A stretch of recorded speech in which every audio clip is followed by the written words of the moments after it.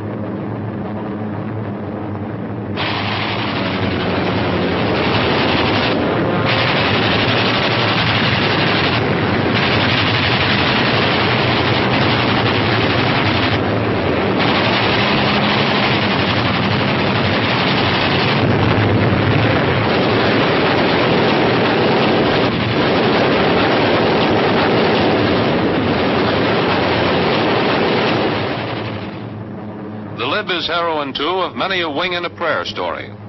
Flak-gutted 24 brings back airmen. Lib beats off 8 enemy fighters, comes home on 2 engines. To some people, it sounds as if the Liberator comes home itself, while pilot and crew relax and enjoy the ride.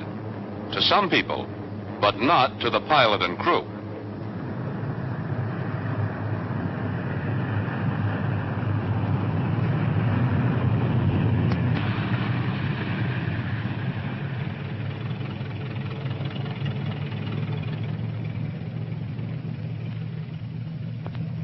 The men who flew safely back from battle in these planes know the B-24's ability to take punishment is only half the story. A good solid half, but the other half is know-how. It's the sum total of information you have about any plane that will determine whether you can bring it back after it has been badly shot up.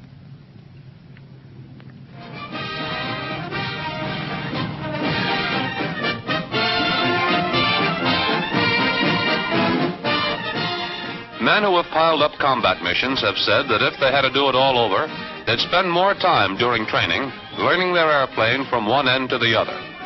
They know time invested that way pays off. How it pays off is shown in the following scenes, taken by combat camera crews during operations against the enemy in Europe and the Pacific. Only fuel supply limits the flying time of a B-24 on 3 engines. And the many long-distance 2-engine returns recorded in all theaters emphasize the effectiveness of procedures prescribed for maximum unbalanced power performance. If you have to feather, be sure you hit the right feathering button. Then fly your plane in a streamlined attitude, keeping needle and ball centered. Lower 5 degrees of flap for maximum lift and minimum drag, and hold airspeed between 140 and 145 miles an hour. However, if it's necessary to hold formation, higher speeds can be maintained without any difficulty.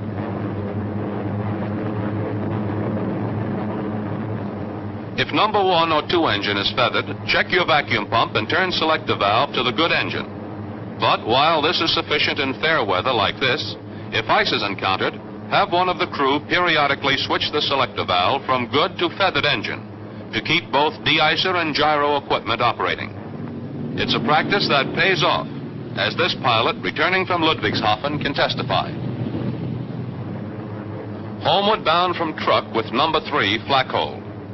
If this engine is feathered, remember it powers your hydraulic pump, and you must use the auxiliary, opening the star valve to lower gear and flaps. Then close the star valve for brake pressure, and come on in for a normal approach and landing. Like this one, ending a strike at northern Italy.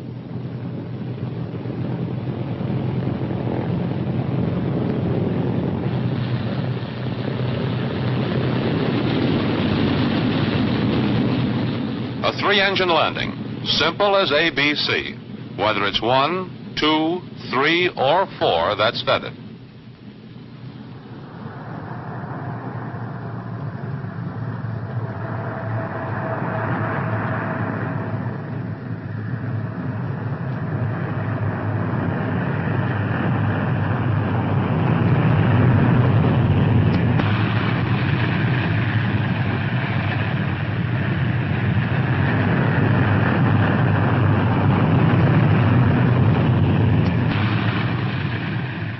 Evidence that even two engines provide ample directional control for a safe return is this landing in Yugoslavia with 1 and 3 feathered. And though it's not as hard to center the ball with one engine out on either side as it is with completely one-sided power loss, even 3 and 4 out are no reason for the excitement that caused this pilot to come in too hot. It's almost impossible to overshoot a properly handled 24. If you're high, chop off throttles, drop full flap, high RPM, and point the nose down. If too fast, chop off throttles, high RPM, and full flap, and you'll never barrel to the end of the runway like this. No brakes. Number 3 feathered and the auxiliary hydraulic system shattered over the Balkans. But it's no insurmountable problem to a pilot who knows his procedure. Before coming in, a chute is securely fastened just inside each waist window. And upon prearranged signal from the pilot, assigned men pull the ripcord simultaneously. Terrific loads thrown on the 2 chutes may, as in this case, tear one or both. Hence, if the only available runway is short, 4 chutes should be used.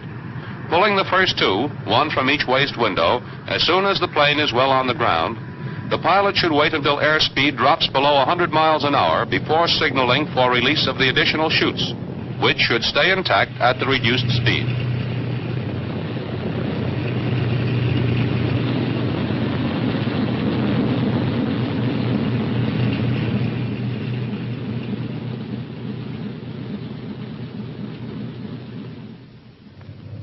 Care should be employed in securing the chutes to plane as insurance against their tearing out waist gun mounts.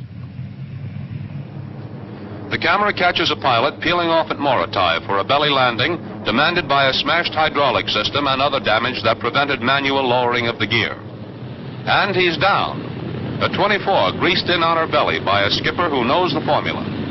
Slow airspeed to minimum and use full flaps.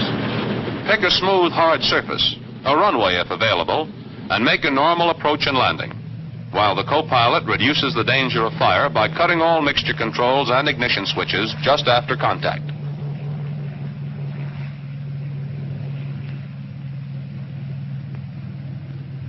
A walk-away success, as a gear-up landing should be for a pilot and crew who know their stuff. A 24 returning from a raid on Wewak, being brought in with a retracted nose wheel and both inboards feathered. And there's an error here you should be watching for, but it only emphasizes how simple it is to do this right, for the right way is common sense. Have the crew in the Bombay catwalk or just aft of the bulkhead, and then just after the main gear is on the runway, give them a signal to walk toward the tail.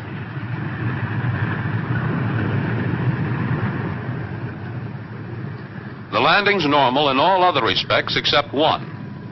That one. Don't drop the nose like that. Ease her back on the tail skid. Wait if the crew members will maintain the tail down position, but they must stay aft until ground crews devise a nose support.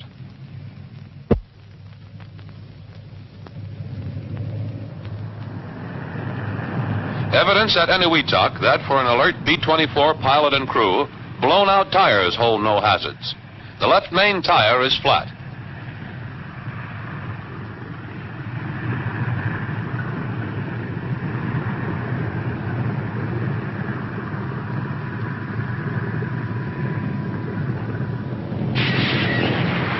With main gear tire bullet ripped over Brunswick, another pilot places his nose wheel firmly on the ground, holds direction by using his outboard engine and braking his good wheel.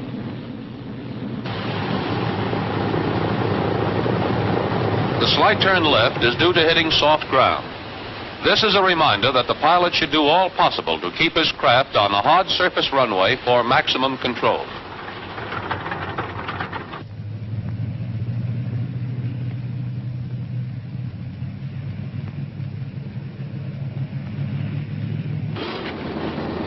Important, too, is a point this pilot back from Ploiești forgot.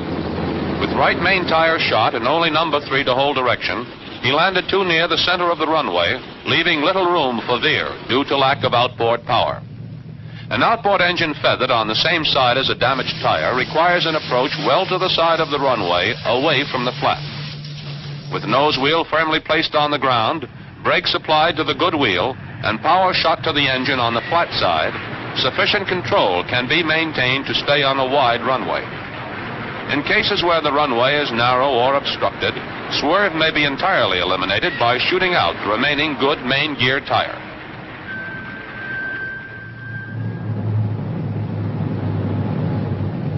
Ease with which a 24 can be brought in with a punctured nose wheel tire is evidenced here in a landing scarcely distinguishable from normal. The pilot took a chance at this point, however, by letting his nose wheel touch too soon. Absolute safety calls for holding the nose wheel off as long as possible, balancing the plane slightly tail heavy, using full elevator trim tab if necessary. Handling your plane in that manner guarantees the kind of landing this 15th Air Force pilot got the rabbit's foot way.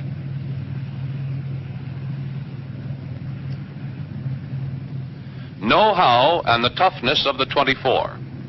Home after being flak blasted over Yugoslavia, this B-24 testified to what skill can do with a rugged aircraft.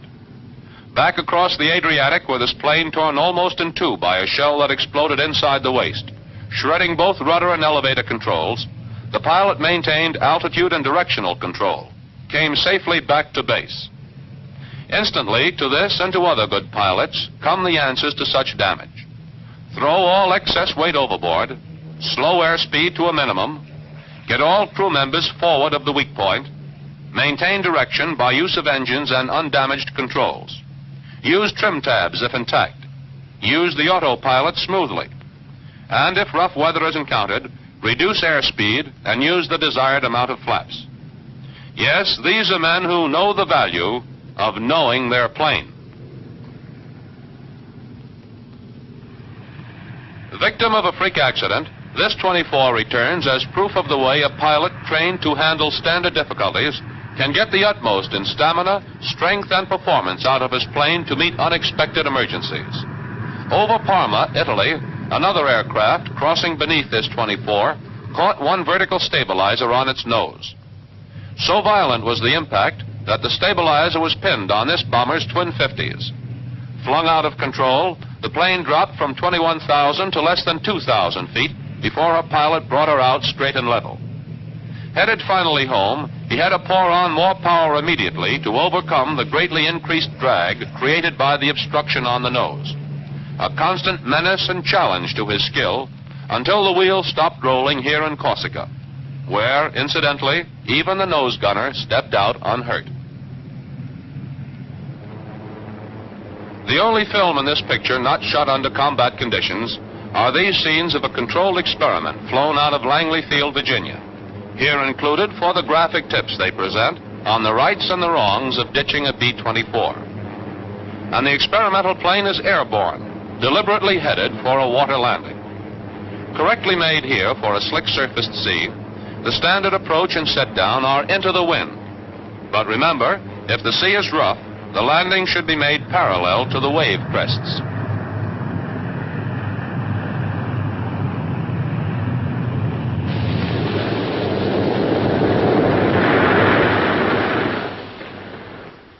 And here is the same landing photographed in slow motion for analytical study. With crew alerted and prepared to abandon aircraft the moment she comes to a complete stop, the skilled pilot will at this point have ordered the majority of his men to the command deck, the only part of the plane that will stay dry after contact with the water. The normal approach is continued, using full flaps to decrease contact speed to the absolute minimum. And this level, three-point position should be maintained, rather than lowering the tail as shown here before impact.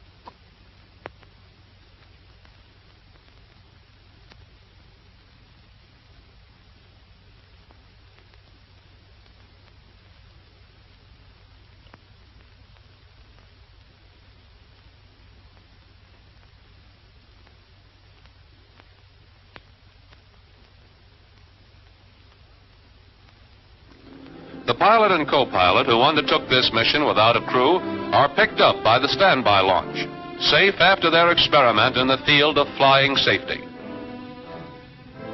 You can take it from them and from every one of these men, pilots and crew members. When you take off, you want to be alert to every capability of your plane.